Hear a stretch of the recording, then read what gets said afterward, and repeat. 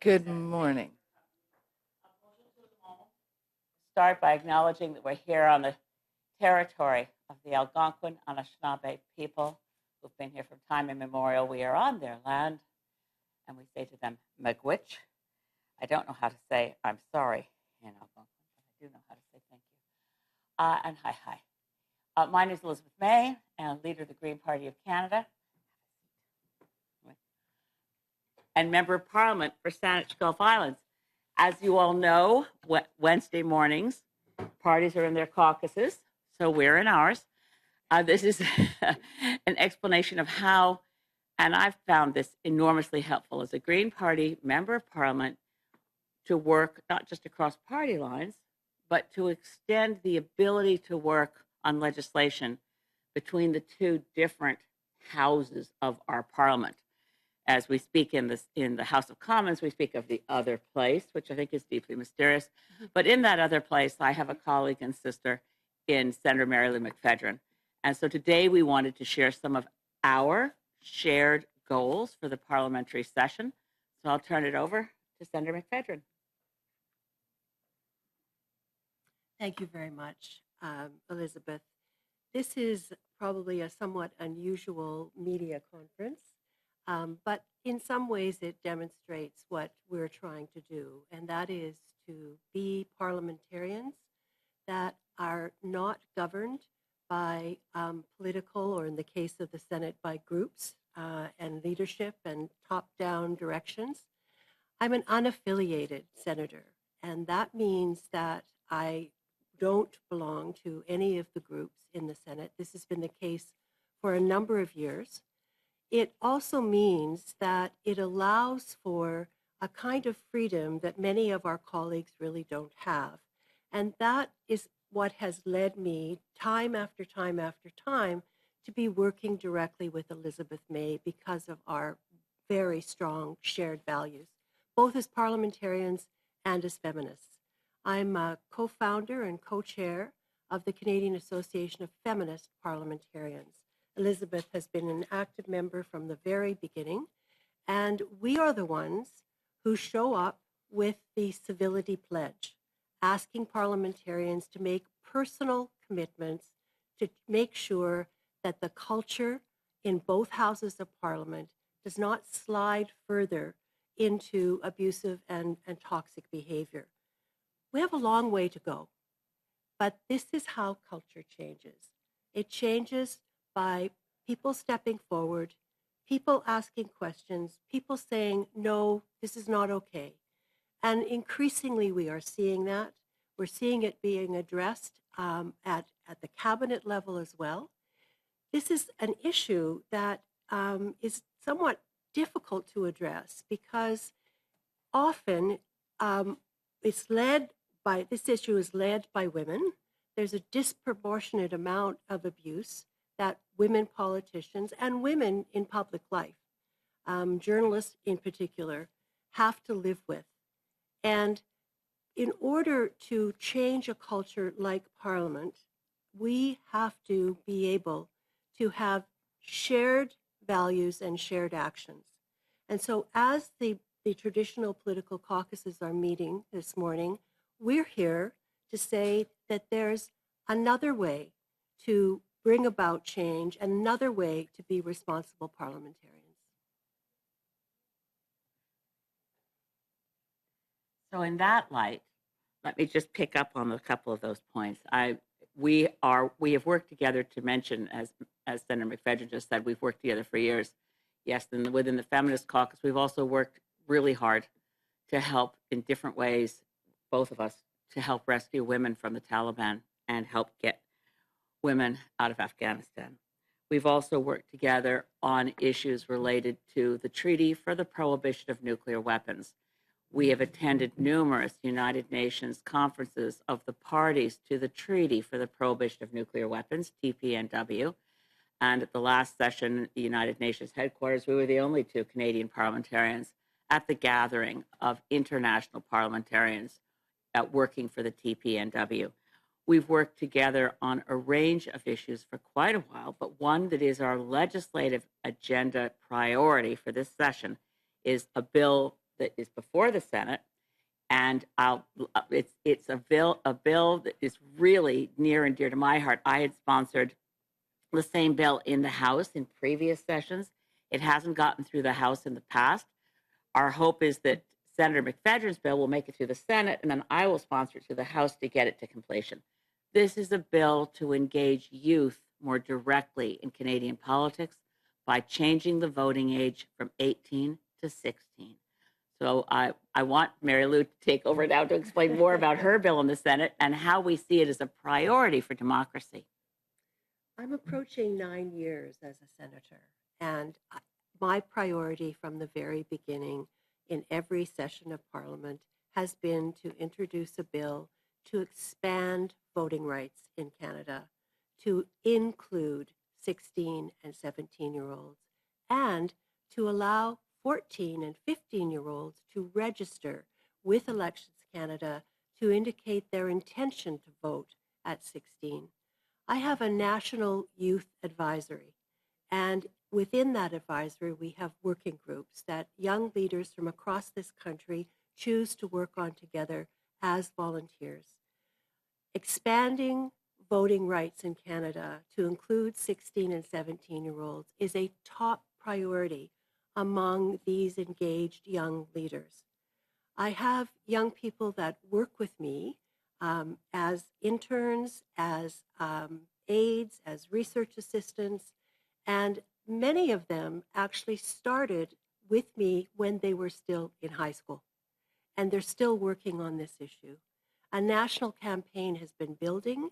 You can see it at just vote16, votsays.ca, and there's a whole listing of speeches and all the different ways in which this momentum is growing. The fact that we are about to begin the Senate next week, this will continue to be a priority of mine. And we have a number of new senators, relatively new senators this year. And I've been able to speak to a number of them about this initiative. And there are no guarantees in Parliament. There are no guarantees in terms of a bill. This one is S222 in making its way through the entire process. But my most immediate goal, and it is shared by many of my colleagues in the Senate, is to have a committee hearing, get through the second reading of the bill, and make it possible for young leaders from across Canada to demonstrate how awesome they are and how much sense it makes to expand voting rights in Canada to include them. I just want to add and thank Marilou for doing something else that you haven't mentioned. For a couple of years in a row, Senator McPhedran has organized a youth congress around the issue of nuclear weapons and engaged young people that I've met first through your work here on the Hill, and then there I find them again. There they are at the United Nations headquarters for the meetings of the parties to the Treaty for the Prohibition of Nuclear Weapons. Young people have a tremendous weight. It's obviously trite, but very true, that young people have so much to contribute to the life of Canadian democracy. And we find that voter turnout is least among voters 18 to 25. A lot of the research shows that that's because if you don't vote at your first opportunity, you're unlikely to vote at your second or third. And as it happens, voting for the first time at 18, again, based on research, is that that's the time that a lot of young people find themselves away from home for the first time. Mm-hmm. I certainly have been on university campuses on a voting day and saying to young people, the polling station's just over there. Here's the information. I was like, the thing is, I don't really live here. I'm a student here, but you have the right to vote here. It's a bit of a hurdle. Mm-hmm. And voting at 16 will increase the likelihood when people are grounded in their home community that they go vote.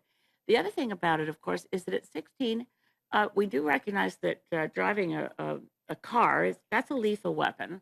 And we trust that at 16, people have the maturity to get behind the wheel. At 16, have real jobs, hard jobs, pay taxes. The United Kingdom has made the decision that legal voting age is now 16. Vote 16, c'est un moment maintenant, c'est une priorité pour nous. Vote 16 is a priority for us. Young people throughout Canada are working hard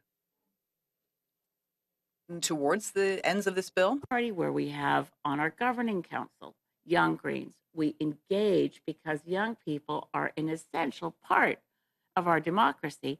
This is an opportunity, and it's one that we must seize. And I'm hoping, as Senator McPhedran said, that when the committee hearings start, when we get through second reading in the Senate, that this bill will have the support of the senators. Obviously, none of if you want to work on this bill in the Senate, none of you are 16 as senators. None of you are even. I mean, the current Parliament of Canada on the House of Commons side has a lot more younger people. We have to get it through the Senate first because we don't want the argument launched against us that this is duplicative. Senator McPhedran's bill S222 has priority, and I'm not introducing a private member's bill on vote 16 unless and until I'm taking carriage of that bill to get it across the finish line. I think those are all the words we need for introduction. Nous sommes disponibles pour les questions en anglais ou en français. We're available to answer your questions in French or in English. I am so proud to be here with my dear colleague and friend, also a lawyer like myself, a feminist like myself, member of the Order of Canada. Feminists who are also in the Order of Canada. I think we welcome more. Merci beaucoup. Thank you very much to you both. We don't have any reporters online or in the room, save for myself, so I'm going to ask some questions. I'm Stephanie Levis at the Globe and Mail. Just picking up on the feminist caucus, I wonder, when Chrystia Freeland's decision to step back from caucus yesterday takes another woman out of Mr. Carney's inner circle, and I wonder if you could reflect on that a bit and what you're seeing. And we don't necessarily need to parallel the Trudeau Liberals with this government, but it does seem like there's a marked difference when it comes to placing a priority on ensuring strong women around the table. Yes, I will respond to that. I've already declared myself on a number of occasions in publications, in the press, actually beginning with the very first day of Prime Minister Carney being Prime Minister, and the fact that there was nobody in cabinet to look at women and gender equality. We're seeing a real pattern here with Prime Minister Carney, with the troika of white corporate men who are now at the peak of government. I think it's fair to say that it's not on the record yet, but we are hearing from women who are part of the government who are very concerned about this. We know that on issues of climate change, for example, this is a very common meeting ground for many, many women. It's also, to a large extent, young women all over the world who lead on addressing the climate crisis. And this is not a good look for this new government. It's in a context where the metrics around pay equity, around leadership in corporations, all of those metrics are bad in terms of women's participation. We barely have 30% of women in the House of Commons in this country. And so seeing this and the messaging that includes, by the way, the recent publication that although the request being made by Minister Champagne of all the different departments to cut it 15%, what is the projection for the Women and Gender Equality Department? 80%. 80%. They just released, because those cuts, the 15% cuts, are supposed to be in place by 27-28. So but the report that was issued by Women and Gender Equality was that if you measure this current fiscal year through to 27-28, they actually have 80% cuts in their planning. I would just add that, and thank you, Sarah. The Canadian Federation of University Women have highlighted this as well. We're seeing clear trends. Women and gender equality funding is dropping clearly. In the Green Party submission to Minister Champagne for what is required, we focus very much on the wage questions of where is the funding? Is this no longer important? But again, the image of the inner circle, I mean, Marilou's already said it. it's not as if there aren't strong women in Mark Carney's cabinet. Anita Anand is brilliant. Melanie Joly is Julie DeBruzen is Minister of Environment, but I don't think she'll get the clout in cabinet that someone like Tim Hodgson as Minister of Energy. I worry very much, and there are, in terms of the inner circle of who's running PMO, that's where you don't see the women. And on a semi-related note, and now I'll go back to the previous Trudeau Liberal government. There was a time, of course, when the Prime Minister Trudeau styled himself as also the Minister for Youth. He had a youth secretariat or I don't remember what it was called specifically, Youth Council. And it seems as though that too has evaporated under the Carney government. I'm wondering what your sense is of where that voice fits with the Carney Liberals.